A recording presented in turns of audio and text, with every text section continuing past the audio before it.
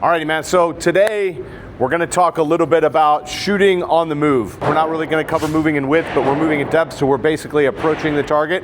And we're gonna talk about some of the high points about shooting on the move.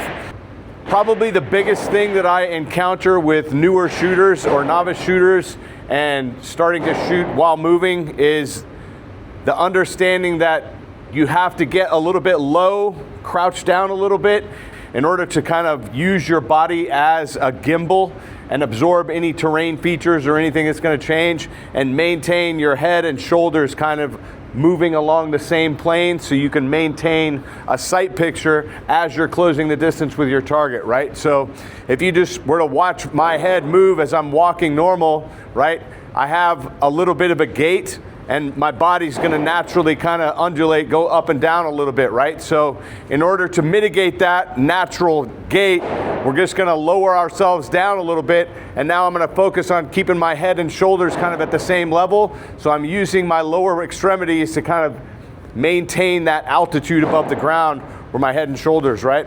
If I am shooting and I have my pistol on target, right, and I'm standing all the way up, that same natural gait's gonna come into effect, and I can just see my dot bouncing all around the target as I walk, right? So to mitigate that, like I said before, we're just gonna lower ourselves down, right?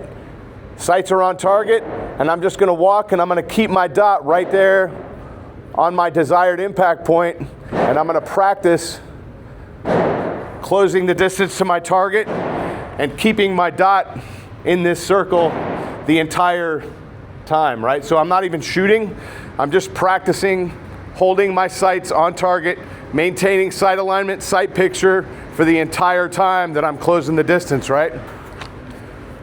So now, as I have my sights on target, I'm moving, I'm taking up the slack on my trigger. So now my trigger is right on the wall, and at any time I decide I need to fire, all I have to do is press through the trigger, send it, realign my sights on target, maintain my sight alignment and sight picture, and then press through the trigger again.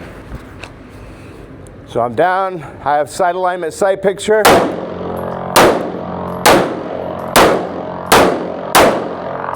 Right. Don't mind that guy right there.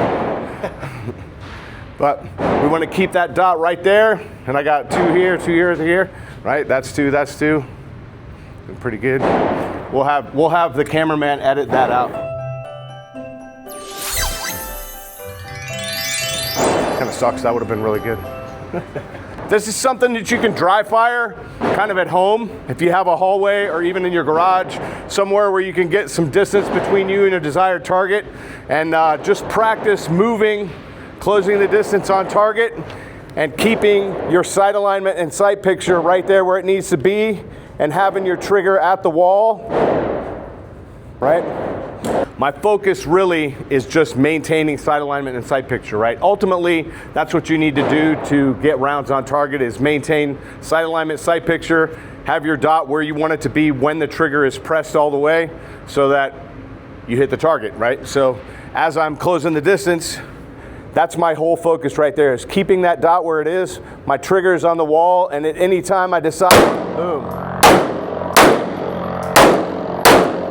Right? At any time I decide I need to press through, then my sights are aligned, I press through the trigger, reacquire my sights, maintain that sight alignment as I'm moving, right? So the decision is just, when do I press the trigger? My sights should stay lined up the entire time. If I have to slow my gait down a little bit, that's cool.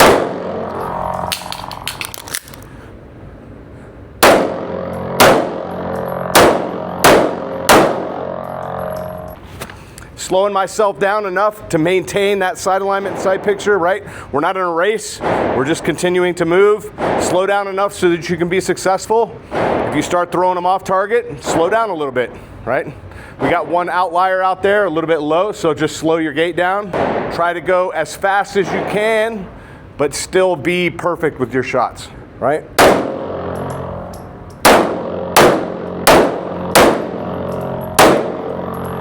You want to know more about this shooting and moving thing? We have a movement cover angles class coming up. We'll link it in the description somewhere. We run that class periodically, probably like once a quarter. So far, we've seen good success with it. People really seem to like it. It'll kind of take you past that just stand and deliver type of firearms practice that you may be used to, right? I think it's called Movement, Cover, and Angles, and link is in the description below.